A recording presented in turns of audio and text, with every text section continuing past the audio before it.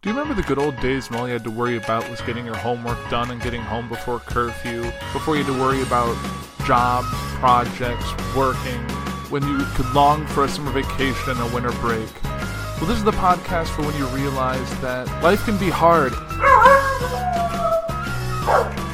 Hold on one moment. Finally, he's gone. Last thing I need to hear is him plugging another podcast.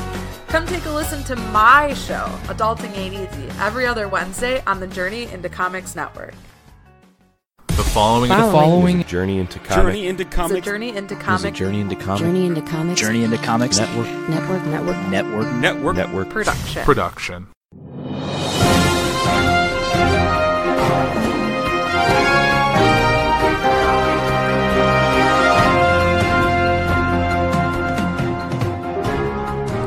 Ladies and gentlemen, welcome back to the greenest episode of Puhr 360. This is episode 21. I am your host, Andrew Puhr, and the topic for this week is on a certain substance that's been slowly getting legalized across the country, one that a handful of people on the network enjoy on a regular basis, and that is on weed or marijuana or whatever you want to call it. There's a bunch of different names for it, Mary Jane, all that fun stuff.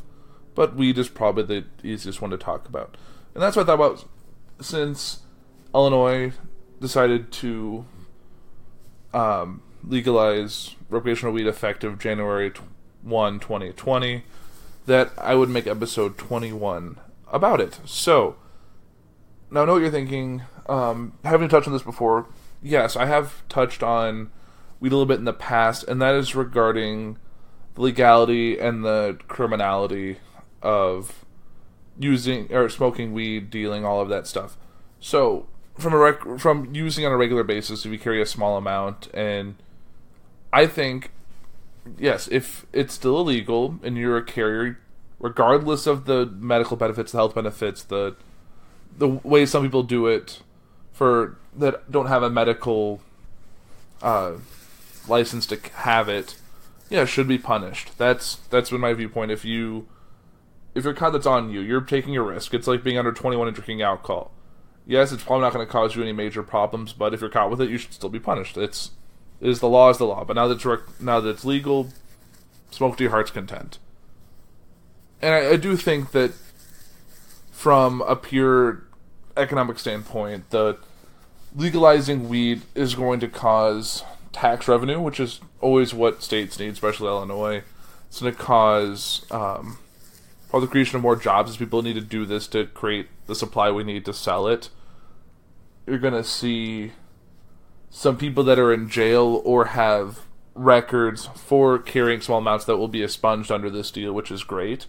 You'll see a housing boom as people flock there. But as I guess we've seen it in some of the states, the first states to do it have caused a lot of influx of people, which cause housing booms and the property values going up, which, as more states legalize it, it's going to probably even itself out, but it will cause some added economic benefit. It's going to cause some personal benefit that you don't have something you did when you were young is not going to follow anymore because it will be expunged off your record. And if you are in jail for something minor like that, it can be reevaluated and appealed. So I definitely see a lot of positives coming out of this, and I will think it will cut down on drug-related crime, drug-related gang issues, because once you make it legal, and you can go to like a equivalent of a 7-Eleven to get it, going to a shady back alley or meeting in like a back of a Walmart parking lot is not going to be as necessary, which I guess if you're a drug dealer, that kind of sucks for you, but find a new job. You don't need to be a drug dealer. Move on. So, but that's my point. If you're a drug dealer, more power to you, but get a real job, I guess. That's just my 2 cents on it. So, but we're talking about weed here, and like I touched on in the beginning couple minutes of this, is on recreational versus medicinal. So, I guess to jump into that, let's do about what the difference is between recreational and medicinal marijuana. So, there's an article from Leafly regarding the difference between medical and recreational cannabis. So, in 2012, Colorado and Washington became the first state to legalize recreational cannabis. Since then, obviously, and I'll go over that later. I have a map of the marijuana legalization by states. So we'll get into that. So before that, cannabis was legal in certain states, only those with qualifying medical conditions. As more states follow in Washington and Colorado's footsteps, recreational or adult use have become the commonly used terms for personal cannabis consumption that isn't exclusively for medical purposes. But beyond the distinction of consumer intention, what other difference exists between medical and recreational cannabis? So the shopping experience is one thing that's different. So when it comes to shopping experience itself, medical and recreational shops tend to offer similar experiences. Qualified medical marijuana patients present both their ID and prove they're legally old enough to purchase cannabis, as well as their valid medical cannabis card. Some medical shops will have a waiting room where patients are called in one at a time to ensure privacy. So that's nice. Oftentimes recreational stores are to provide medical advice to customers, although you can still shop at them as a medical patient. Some shops also dual license, meaning they can cater to the needs of both recreational and medical consumers. They also offer discounts and tax breaks to medical patients, so that's nice. Medical dispensaries and dual license shops are best equipped to answer patient questions, especially those that provide education opportunities for their bud tenders, such as seminars and certifications. Don't be afraid to explore multiple dispensaries until you find one with a well-trained staff that you connect with. As for selection, they tend to be very little different between medical and recreational menus. As either store type, you're found to find the shelves full of various edibles, drinkables, vaporizers, topicals, strains, and concentrates. I didn't know there was a drinkable one. That's interesting. I've heard of edibles, I've heard of vaporizers, I've heard of... Well, not really... Topicals is another one that's a little interesting. I guess it's like a cream, then? If it's a topical... So, different strokes for different folks, I guess. So, different states, different perks. So, medical patients may receive certain perks not available to recreational consumers. They generally include lower costs and taxes, higher THC potency limits, higher quantity restrictions, legal access to minors in approved medical cases, so cancer and epilepsy, if you have those, you have a medical card, you can get access at a younger age as opposed to the standard age. Medical patients may be allowed to grow their own cannabis, or are permitted a higher plant count than recreational consumers, so that's good. And how are medical and recreational cannabis perceived differently? So social stigma and perception further bolden the dividing line between medical and recreational cannabis. As a greater percentage of Americans support medical cannabis than recreational adult use, using cannabis for enjoyment is still somewhat taboo in the public eye. Although you don't need to be suffering a severe disease to find wellness benefits in casual use. For example, when a state legalizes recreational cannabis, a consumer might fall in love with the easy access to a variety of high-quality strains, only discover an infused topical that works wonders on a chronic condition. Or a healthy adult might find the low dose helps alleviate daily stress and anxiety. As new products and medicines with a wide range of benefits come to the market, it's easy to become a fan of both recreational and medical cannabis. And it's only a matter of time before state laws come to reflect that.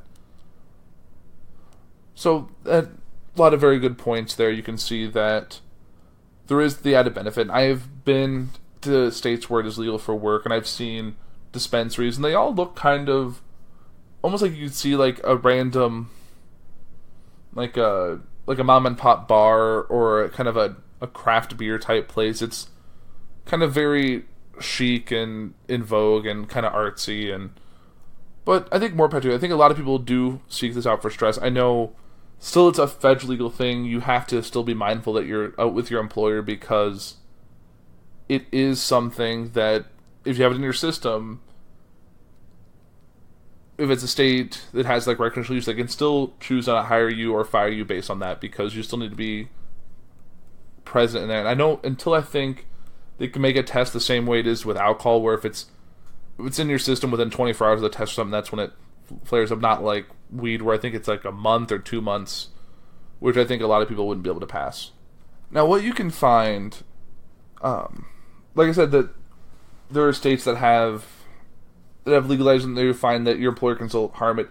There are still people that have that stigma out there that believe that having the access to it is just a gateway that leads to harder drugs, more difficult, more negative consequences in your life. Like, oh, if you smoke weed today, in a month, you're going to be on to heroin, which I think is a big extreme. I even saw something like that on Facebook today about someone saying after Illinois legalized it that this is only going to affect crime more, because these are going to start going to push harder drugs, and more kids are going to, like, I'm not going to lie, I have smoked weed in my life. I think a lot of people have, whether they've claims to do it now or in the past.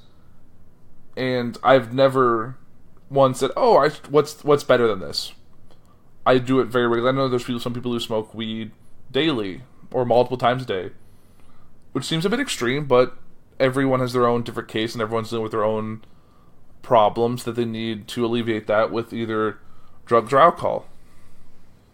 And yes, there's days where I'll have at least a beer or two a couple times a week, and that's what, as someone over 21, I have the right to do. So everyone has their own things differently, and I think thinking that it's a gateway, there's plenty of people I know who smoke weed that have never gone past that, nor would I see them do it. I'm sure there are some that, oh yeah, you smoked weed when you were a teenager, and now you're on to doing ours. But I think that was the direction you were on anyway. Weed wasn't the part. And I'm sure something like the reason that probably got called a gateway drug is like they may have they may have pulled data from people who are on harder stuff now and asked like what they started with, and like, oh, maybe I smoked cigarettes and I smoked what Like, oh, well, that's got you here. Not, oh, I did this, I was exposed to. Like, there's not a lot of information there. I think that's where we get that negativeness from, is probably from extrapolated data that is not a direct correlation in this case. Like I said, I was going to talk about the map of where it's legal. And I know this is as of May, and I know Illinois will be added to this list later. So, I'm going to run down the list here of all the states. So, Alabama, southern state, fully illegal. No medicinal, no recreational. It's not decriminalized. Alaska, fully legal. So, you can have medicinal, you can have recreational. You have the options there. Arizona, you do have medicinal, but that's it. It's not decriminalized. Arkansas, same way. California, fully legal. Colorado, fully legal. Connecticut has medicinal and a slightly reduced. It's slightly decriminalized, which is good. Delaware is the same way.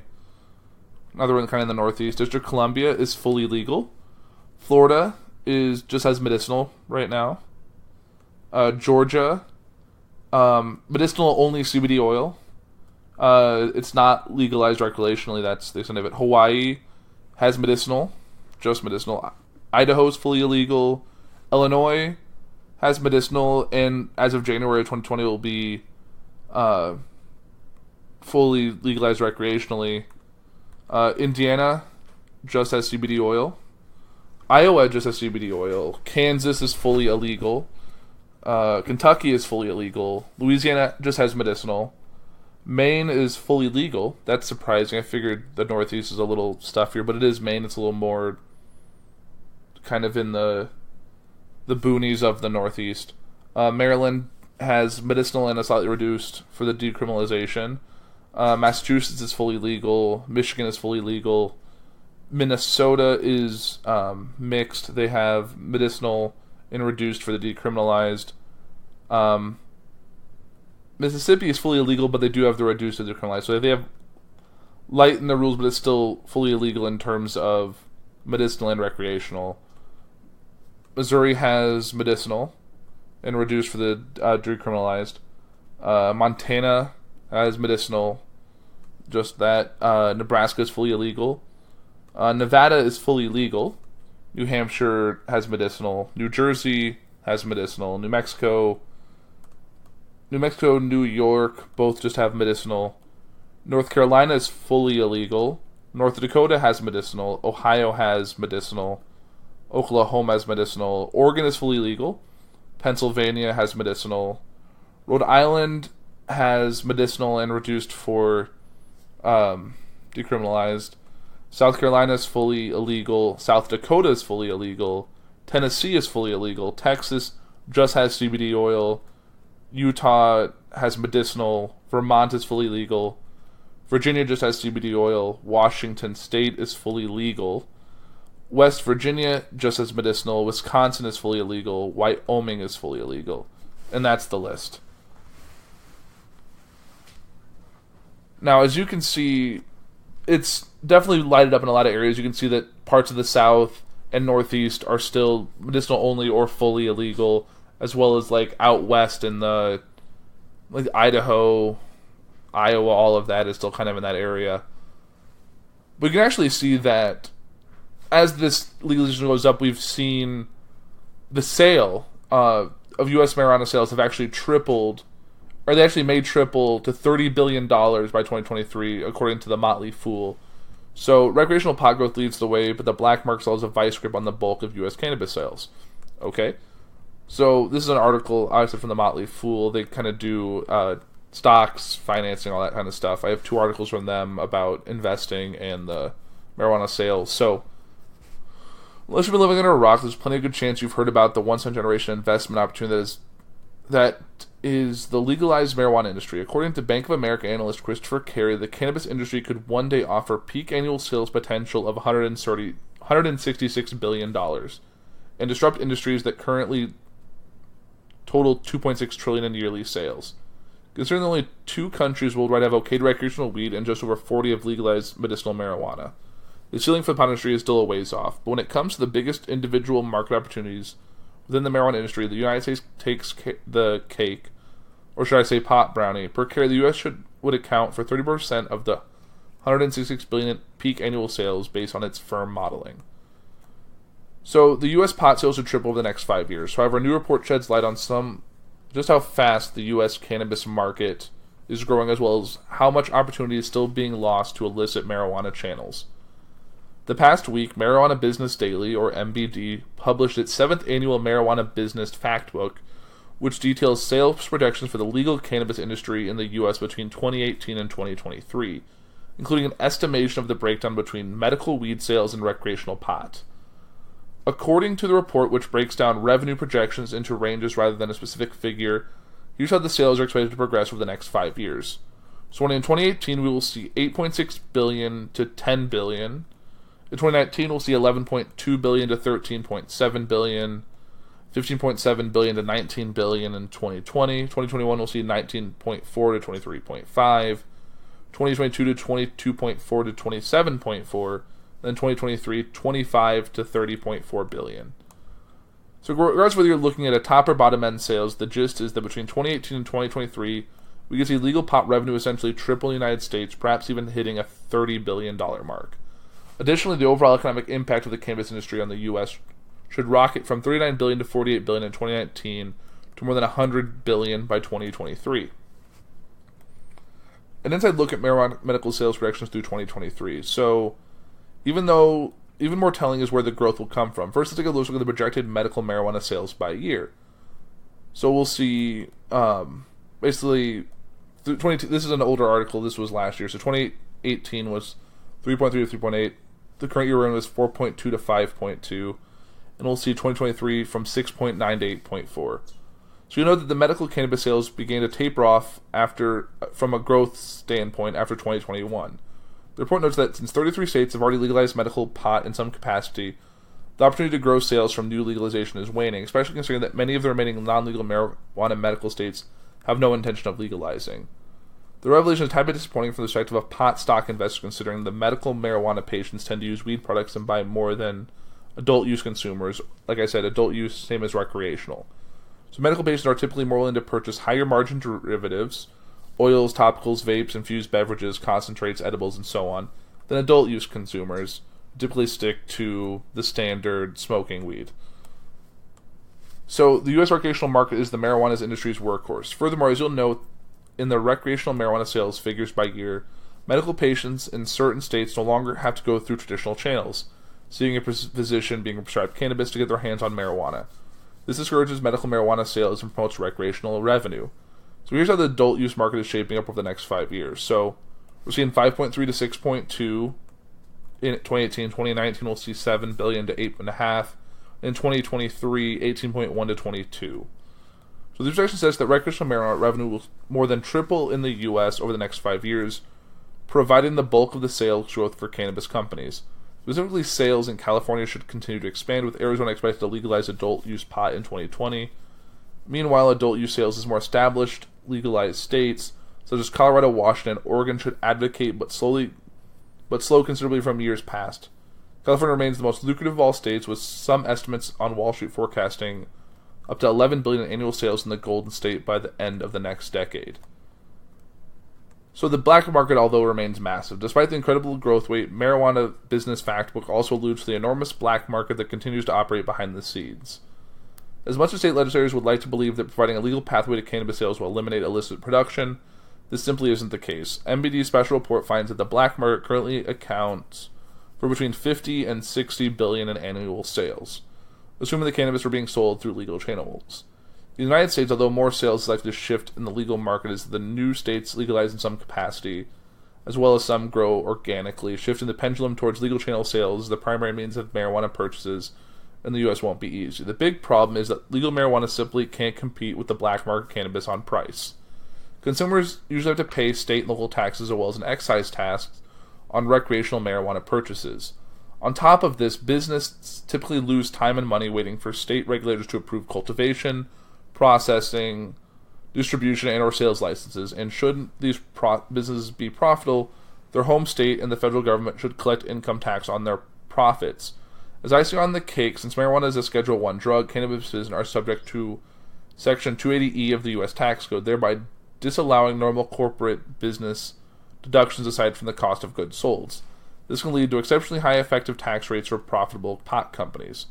Comparatively, black market producers and consumers won't pay 1 cent in state or local tax or excise tax. Growers also don't have to wait for the official go-ahead from state regulators to produce or sell marijuana.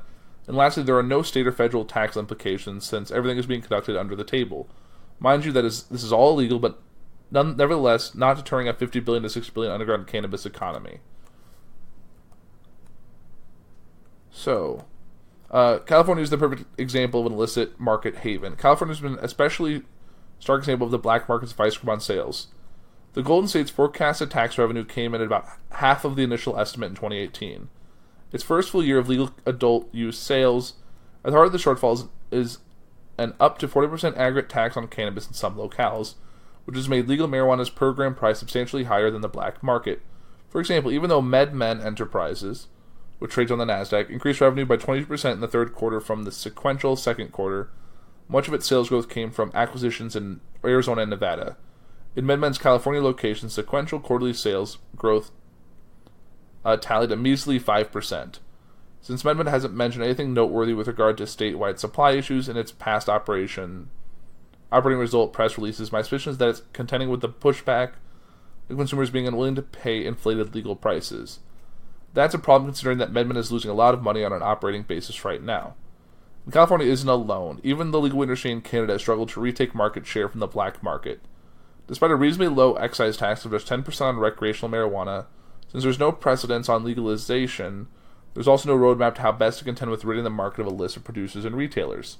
Suffice to say, even as illegal channel sales grow, the black market should continue to thrive too throughout the U.S. and North America.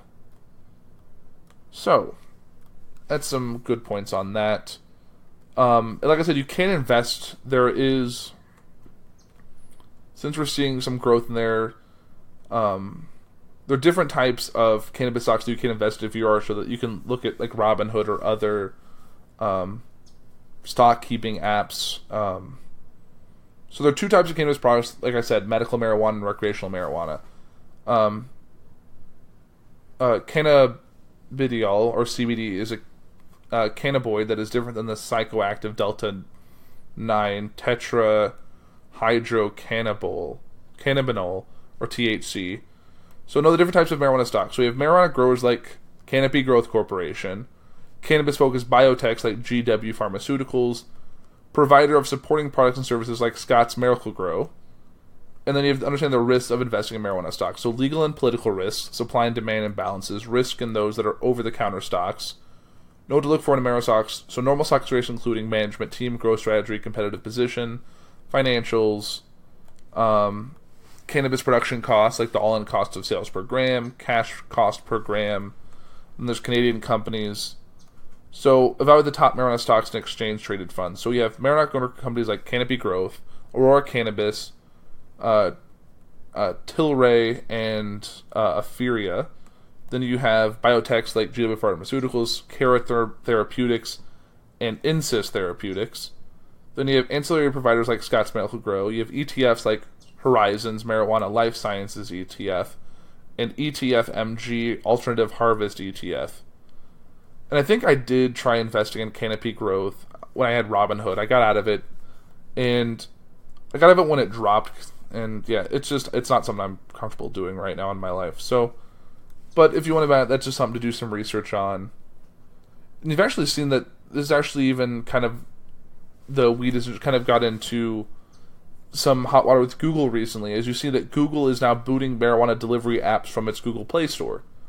So this is an article from just a few days ago, and that is on this past Wednesday. Google announced its Play Store would be suspending weed delivery apps, but other types of cannabis apps may also be affected. So on Wednesday, the Google Play Store quietly updated its terms of service to prohibit marijuana delivery apps, or in its parlance, apps that assist users in arranging delivery or pickup of marijuana, and apps that facilitate the sales of products containing THC. It's unclear what motivated the policy update, though the blog Android Police speculated that it's part of a larger trend of Google editing its Play Store to be more overly family-friendly, with the product manager for Google Play publishing a blog post about building a safer Google Play for kids. As recently earlier this week, but as many reports indicated, the policy updates does not bode well for popular weed delivery apps like Eaze, EAZE, and Weed Maps, which, while still currently available on the Google Play Store, will likely have to remove their in-app ordering service in order to remain on the platform. Google actions make it harder for legal adults to purchase legal cannabis, which is not good for anyone, says David Mack, Senior Vice President of Policy and Public Affairs at Eaze. He told Rolling Stone, "People will wonder why and who they're trying to help here. Is it trying to protect their bottom line? Who can say, but we're concerned by the general trend that adults are prevented from buying legal things via apps." In the email to Rolling Stone, a Google spokesman clarified that the new marijuana policy does not apply to marijuana-related apps in general, just to those that sold cannabis. These apps simply need to move to the shopping cart flow outside of the app itself to be compliant with the new policy. We've been in contact with many of the developers and are working with them to answer any technical questions and help them implement the change without customer disruption. The Google sources said that developers behind apps like Eaze have 30 days to comply with the new terms of service. The Google Play will continue to host a wide range of marijuana-themed apps on their platform. So Google's new policy updates comes at an interesting time. Although legalization of cannabis is increasingly gaining mainstream acceptance, 66% of the U.S. population currently agrees that cannabis should be legalized nationwide, according to one poll. There's been increasing pressure on the tech behemoth to scrub non-advertiser-friendly content from its platform. YouTube in particular has garnered much criticism for hosting, among other things, extremist conspiracy theory-oriented content, as well as disturbing videos targeted at children. So it's not clear whether Google's new policy update is a direct response to such critiques. It is clear, however, that this policy change is a part of a larger trend of tech companies not quite knowing how to reconcile the recent explosion of the cannabis market with the tenuous and widely variable legal status of the plant itself. Earlier this week, for instance, eBay said that it would continue to ban the sale of CBD products on its platform. As much as Google and Apple consumers may have to demonstrate interest in cannabis-related content, big tech isn't necessarily in the position to meet that demand right now. Though as more and more states mull legalization, that's likely to change in years to come. And then I have, before I wrap it up here, I have two more articles that I found kind of interesting and worth discussing. And this is one from the Denver Post. Like I said, Colorado was one of the first states, one of the bigger states in the legalization, and they're actually at a marijuana milestone. Colorado will allow a delivery and tasting room soon under new laws, but with some big catches. Both measures will take effect in January and leave a lot of decision-making to local governments. So, starting next year, Colorado marijuana customers could begin setting their purchase delivered at home, like pizza, and people seeking to use marijuana socially, including tourists, will have a few options of where to go, could consume what they buy in tasting rooms, or bring your own pot establishments. And I don't know if it'll come up here, but I actually did see, when I was in Denver for work, that they do have B&Bs or Bud and Breakfast. So it's, or is it Bed and Bud? I can't remember. It's basically a bed and breakfast that also has marijuana. So it is getting out there. But there's a big catch. Both will depend on whether your local government is opted in. That means it's now up to mayors, city council members, and county commissioners, and eventually local voters, to decide whether they want to allow consumption spaces in marijuana delivery within their borders. By signing the two bills into law Wednesday, Governor Jared Polis put the ball in their court. The options are more likely to be embraced in cities such as Denver, which already has a small-scale social use licensing program, but they may be eschewed by more conservative places such as Colorado Springs, which lobbied the legislature for the chance to say no. Advocates and supporters of the bill greeted Polis with applause for the afternoon signing, not least because his predecessor, fellow Democrat John Hickenlooper, had particularly worried about previous versions of the bill. He vetoed a tasting rooms bill last year. Lawmakers' approval and the governor's enthusiasm for signing them into law indicates the state is ready to move forward with fulfilling Amendment 64's promise to regulate marijuana like alcohol. Jordan Wellington of VS Strategies, a Denver lobbying firm that specializes in cannabis issues, said before the ceremony. What the new law says, so home delivery under House Bill 1234 can start first for medical marijuana to patients with red cards in January. A year later, at the start of the 2021, recreational shops and third-party delivery services will be able to get in the game. The new service could even use app-based ordering, though there are significant security precautions required. Like I said with the Google thing, that's probably going to be a problem. The restrictions include not only that each town, city, or county gets to decide whether to opt in, but also they want to allow deliveries to residents within their borders from dispensaries based elsewhere. So if the town adjacent to you has the ability to deliver it, but your town does not, they can't deliver it to you, which kind of sucks. In any case, college campuses and dormitories are off limits, and customers must meet the current thresholds, 18 for medical and 21 for recreational. Social consumption under House Bill 1230 allows two types of businesses to get licensed starting in January. Taste rooms that can sell marijuana and marijuana products, and marijuana hospitality establishments, which can't sell marijuana on site but can include tour buses. Interesting. For those establishments, patrons will bring their own marijuana. Good to know.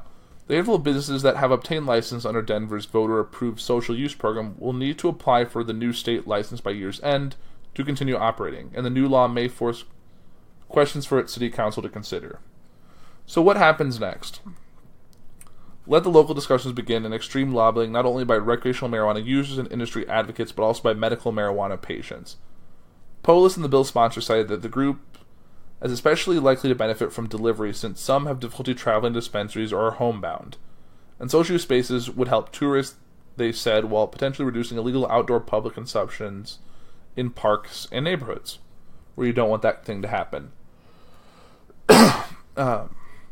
State regulators are charged with creating rules for the new licenses, along with overseeing training requirements for employees of new hospitality and social use businesses. While Wellington called the new laws a big step forward, he said nothing has changed for marijuana users yet, but he's optimistic some cities will embrace the laws. While some localities may initially choose to opt out, we expect many will quickly reconsider, just as many cities and towns did when it came to regulating and allowing adult sales. So that's good to know. Now, the other article I found, which is from the Chicago Tribune, which may be out as a result of what we saw with the legalization, is that too much legal marijuana. Last year's harvest alone may give Oregon a pot surplus of more than 1 billion joints. So Oregon is awash in pot, gutted with so much legal weed that if growing were to stop today, it could take more than 6 years by one estimate to smoke or eat it all.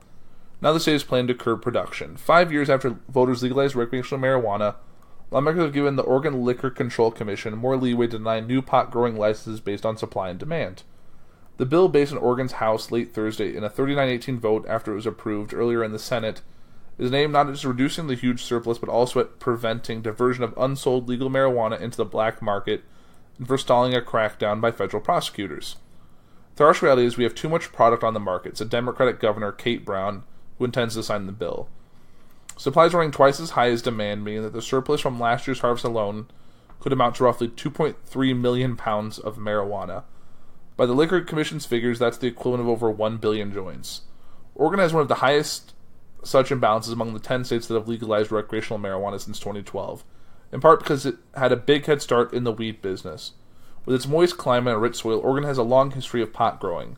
When it became legal, many outlaw growers went legitimate, and others jumped into the business too. They are now all cultivating weed in a multitude of fields, greenhouses, and converted factories with 1,123 active producer licenses issued by the OLLC over the past 3 years. The legalization could be a lifeline to some cannabis businesses that have being squeezed by market forces. Retail prices in Oregon for legal pot have plummeted from more than $10 per gram in October 2016 to less than $5 last December. At the same time, smaller marijuana businesses are feeling competition from bigger, richer players, some from out of state.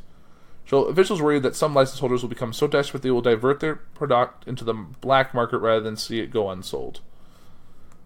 We're a very young industry, said Margot Lucas, a marijuana grower and vendor in the Willamette Valley, who is hoping the measure will give her business breathing room.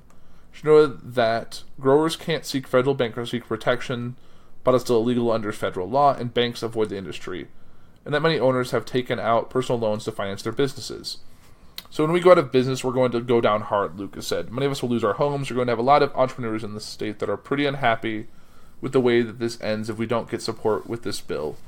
Opponents say the proposed law will drive growers who are denied licenses into the legal market if they're not there already. The current track seems like a giant step backwards toward prohibition, which has always been a disaster, Blake Runkle of Portland told lawmakers in written testimony. As of January, Oregon's recreational pot market has an estimated 6.5 years worth of supply, according to the OLCC study.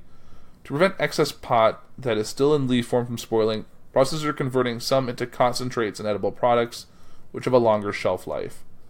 U.S. Department officials have said they won't interfere in states' legal marijuana business as long as the pot isn't smuggled into other states and other standards are met. Oregon officials want to let federal authorities know they're doing everything they can to accomplish that. The bill's decurtail production could keep the feds off our back, Rob Bobbitt, legal counsel for the Association of Oregon Counties, told lawmakers. Oregon puts no cap on the number of licenses that can be issued. Last June, the OLCC stopped accepting applications so it could process a months-long backlog. Under current law, it has no specific authority to say no to otherwise qualified applicants. The longer-term hope is that federal government will allow interstate commerce of marijuana, which would provide a major outlet for Oregon's renowned cannabis. We will kind of be like what bourbon is to Kentucky, said State Senator Floyd Przansky. So we're going to have to see as more states legalize it. We'll see if they do allow cross-state transport, we could see some of this feather out, and we could see probably a supply and demand kind of balancing act. But I'm sure once states like Illinois legalize, they're going to want to grow their own. But with Oregon's climate, we'll kind of see if they're going to become the gold standard in distribution, or if it's going to be shared with California. I'm not quite sure. I know the West Coast has that whole thing kind of figured out. But I think that's more information I think I or a lot of you would care to know about weed. If you smoke it, if you're interested in it, if you're really hoping your state's the next one to legalize it, then hopefully you found this informative. I know I found it a little bit informative. And yeah, so I guess that will do it for episode 21 of Puhr 360. As always, I am Andrew Puhr, and you guys have a great week. You've been listening to Puhr 360. You can find us on the socials at Puhr 360 on Facebook, Twitter, and Instagram. You can find us and all the other podcasts on our network at journeyintocomics.com or early access at patreon.com/journeyintocomics. You can find us on all podcasting platforms like CastBox, Podbean, Stitcher Radio, Spotify, and many others.